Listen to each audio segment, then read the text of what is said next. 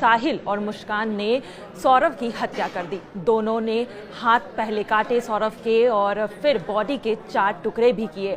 उसके बाद फिर हाथ और सिर हाथ में लेकर 800 मीटर की रेंज में घुमाते रहे। बिस्मिल्लाहिर्रहमानिर्रहीम। दोस्तों, अभी स्क्रीन पर वीडियो देख रहे हैं, ये ऐसी वीडियो लेकर हाजिर हूँ जो मेरिट की वीडियो है। दोस्तों, इस लड़की ने अपने बॉयफ्रेंड के साथ मिलने के बाद में, अपने प्रेमी के साथ मिलने के बाद में इसने अपने ही पति का मर्डर कर दिया। दोस्तों, अपने ही पति को इस तरह से मारा इसने कि अपने पति की लाश को टुकड़े टुकड़े करने के बाद में और उसके बाद में एक प्लास्टिक के ड्रम के अंदर बंद करने के बाद में अपने प्रेमी के साथ घर से फरार हो जाती है। दोस्तों, आइए पूरी वीडियो आप देखते हैं। देखने के बाद में हम मिलते हैं वीडियो के आखिर में। खंड का डिजिटल प्लेटफॉर्म।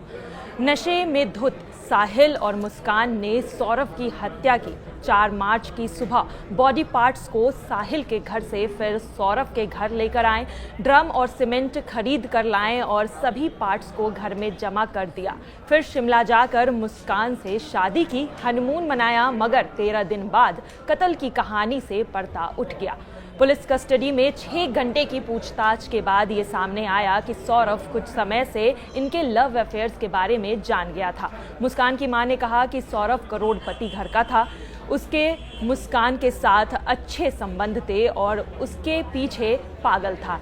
सौरभ तो मुस्कान से ब्लाइंडली लव करता था। हमारी लड़की ही बदतमीज थी। मुस्कान भले ही मेरी बेटी हो, लेकिन उसे फांसी की सज़ा होनी चाहिए, इसे कम और कुछ नहीं। आपको बता दें कि मुस्कान से लव मैरिज की वजह से ही सौरभ भले ही अपने परिवार से बेदखल हो गया हो, मगर रिश्ते अभी भी जिंदा थे।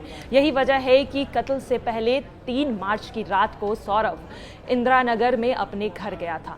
यहाँ उसकी मां ने रात के खाने में कोफ्ते बनाए थे। वापस आने वक्त मां ने वहां से कोफ्ते पैक कर दिए थे। सौरभ कोफ्ते लेकर करीब 8:30 बजे वापस घर आया और मुस्कान को परोसने के लिए दे दिया। किचन में मुस्कान ने सौरभ को परोसे जाने वाले कोफ्ते में नींद की दवा मिला दी। करीब 9:30 बजे दोनों ने एक साथ डिनर किया। फिर सौरभ सोने के लिए बेडरूम में चला गया। मुस्कान ने बताया कि करीब 10:30 बजे वह सौरभ के कमरे में गई।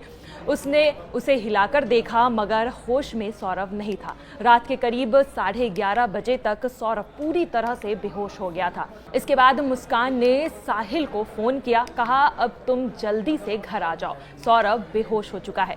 साहिल रात के करीब 1 बजे सौरभ के इंदिरा नगर वाले घर पहुंचा। दोनों बेडरूम में गए। साहिल ने पहले जांचा कि सौरभ पूरी तरह से बेहोश हुआ है या नहीं हुआ है। साहिल ने कहा कि नई जिंदगी की शुरुआत तुम्हारे हाथों से ही होनी चाहिए, और ये पूरी तरह से यकीन साहिल ने दिला दिया था। आपको बता दें कि साहिल उस किचन में गया। इसके बाद किचन में काटने वाले चिकन के 2 बड़े चाकू लेकर वापस आया, जबकि उन्होंने इसकी प्लानिंग के तहत इस चाकू को पहले ही खरीद लिया था। जब साहिल ने मुस्कान से कहा कि ये काम तुम्हारे ही हाथों खत्म होना चाहिए, सौरभ का वध तुम ही करोगी, मैं नहीं, मुस्कान तैयार हो गई। इसके बाद साहिल ने पहले चाकू पकड़ने का तरीका, शरीर और शरीर के किस अंग पर उसे पॉइंट आउट करना है, ये पहले मुस्कान को सिखाया। करीब 20 मिनट तक दोनों यह सब करते रहे। फिर उन्होंने वही बेडरूम में गांजा पिया। इस दौरान साहिल बराबर मुस्कान को प्रमोट करता रहा कि ये अच्छा काम है, नई जिंदगी की शुरुआत है और ये तुम्हारे ही हाथों होनी चाहिए। अब मुस्कान पूरी तरह से गांजे के नशे में आ चुकी थी। उससे पहले कमरे में किनारे में रखे हुए कूलर को ऑन कर दिया गया। इसके बाद मुस्कान ने चाकू अपने हाथों में लिया और सौरभ के सीने पर उस तरफ रखा जहां पर दिल होता है। चाकू की नोक ठीक वही थी जहां दिल होता है। मुस्कान के हाथों को ऊपर से साहिल ने अपने हाथों से पकड़ा, फिर चाकू को तेजी से सीने में घुसा दिया।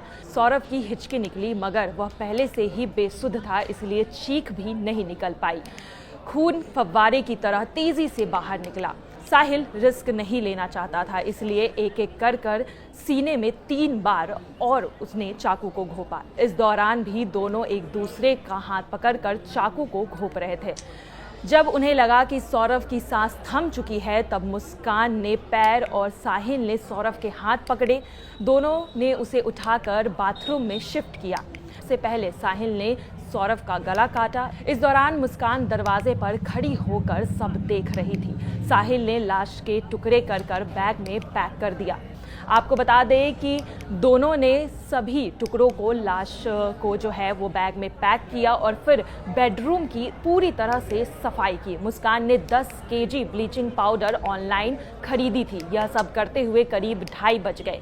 रात के करीब 3 बजे साहिल ने धर और पैर वाले बैग को बेडरूम के बेड के बॉक्स में छिपा दिया। ऊपर से कपड़े रख दिए ताकि खोलने पर भी किसी को पता ना चल सके। फिर शरीर और हाथ के टुकड़े बगल वाले बैग में लेकर अपने घर की तरफ चल दिया। साथ में मुस्कान भी गई।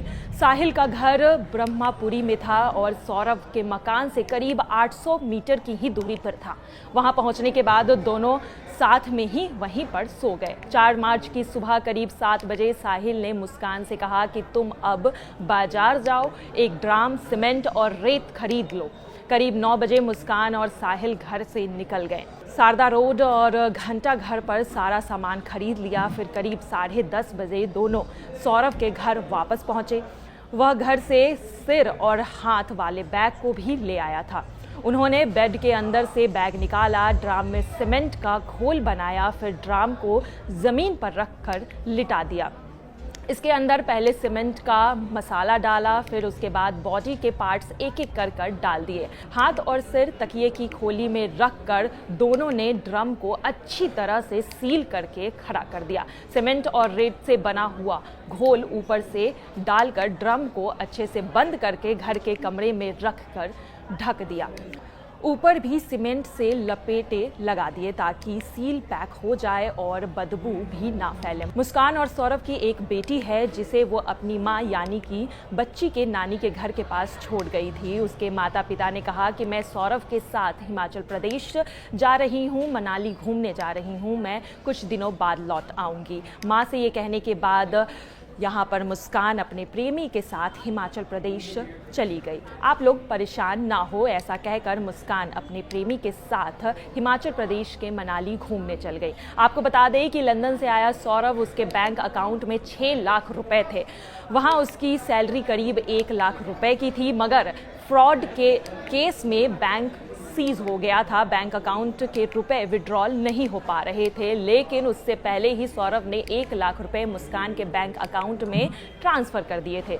सौरभ घर खर्चे के लिए हर महीने 10,000 रुपए मुस्कान को देता था। मुस्कान ने उसी रुपए से 54,000 रुपए में शिमला में कमरा और कैब बुक कर लिया था। फिर दोनों यहाँ से कैब में बैठकर शिमला चले गए। दोनों वहाँ 13 दिन तक अलग अलग होटल में रहे, घूमे फिरे, एक मंदिर में जाकर एक दूसरे को वरमाला भी पहनाई, फिर होटल में हनीमून मनाते रहे। आपको बता दें कि साहिल के कहने पर मुस्कान ने सौरभ का मोबाइल अपने साथ ले लिया था। इस दौरान जो कॉल आ रही थी उसे रिसीव नहीं किया गया, मगर व्हाट्सएप और टेक्स्ट मैसेज से सौरभ बनकर बातचीत करती जा रही थी ताकि लोगों को शक ना हो। सौरभ के दोस्तों को वह बार बार नेटवर्क प्रॉब्लम के बारे में बता रही थी। कुछ व्हाट्सएप मैसेज भी पुलिस के हाथ लगे हैं जिसमें लिखा गया है कि मैं पार्टी में हूँ, यहाँ बहुत शोर है, बात नहीं हो पाएगी। इसके बाद सबको यही लगा कि सौरभ और मुस्कान हिल स्टेशन पर घूम रहे हैं। मुस्कान और साहिल मेरठ लौट आए। मुस्कान मायके आई तो बेटी पापा से मिलने की जिद करने लगी। इसके बाद बेटी ने अपने मां को बताया कि उसने साहिल के साथ मिलकर सौरभ की हत्या कर दी है।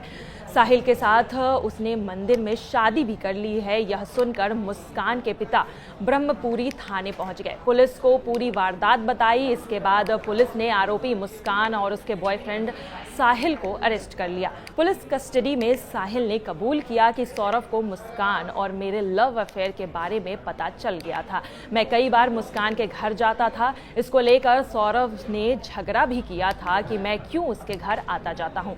सौरभ की मर्चेंट नेवी में नौकरी छूट गई थी। वह लंदन में एक बेकरी में जॉब करता था, इसलिए मुस्कान पर वो ज़्यादा हावी नहीं हो पा रहा था। इस तरह से मुस्कान और सौरभ के बीच 2 तरह की टेंशन शुरू हो गई थी। पहला कि पैसे की दिक्कत थी और दूसरा लव अफेयर।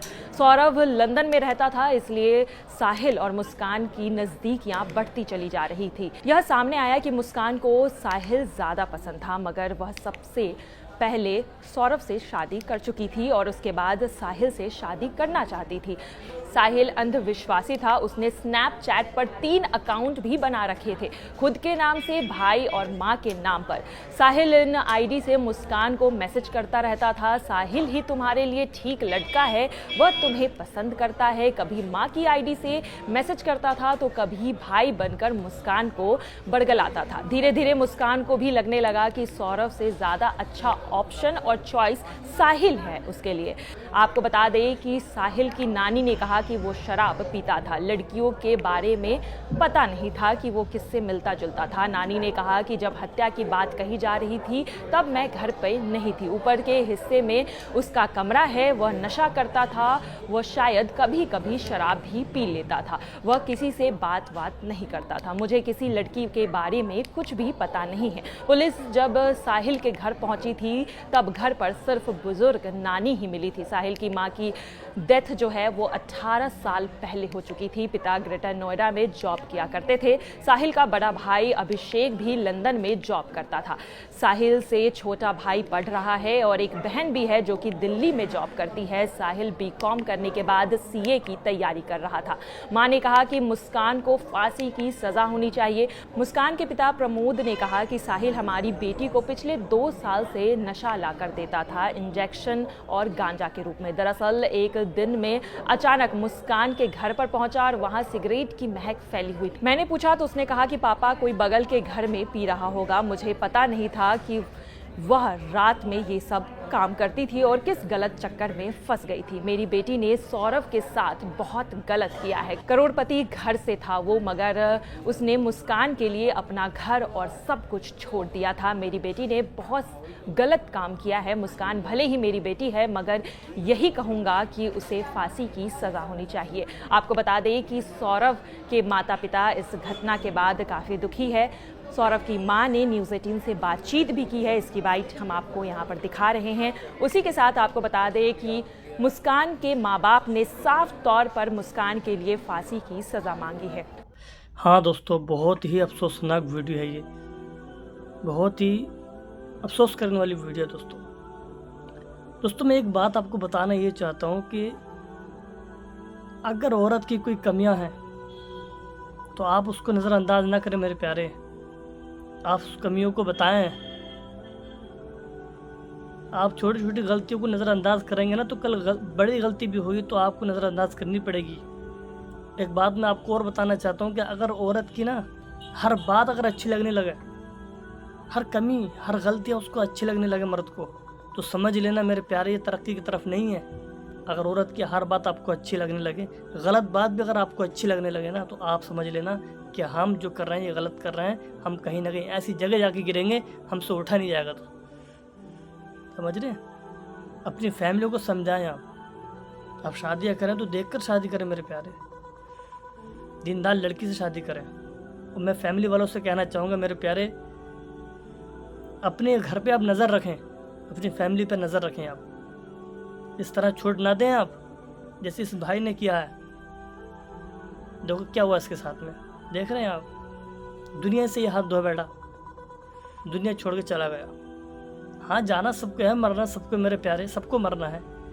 जो इस दुनिया में आया है हर जानदार चीज़ को मौत का मजा चखना है, मगर जान की हिफाजत करना भी एक फ़र्ज़ है। गलतियों को गलती कहें, गलतियों को ऐसा ना करें कि गलतियों को गलती ना कहें आप, गलतियों को गलती कहें आप।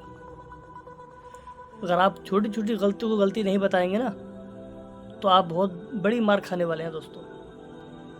इस वीडियो को हिंदुस्तान के हर कोने तक पहुँचाएं आप। मिलता हूँ मैं अगली वीडियो में, जब तक के लिए खुदा हाफिज़।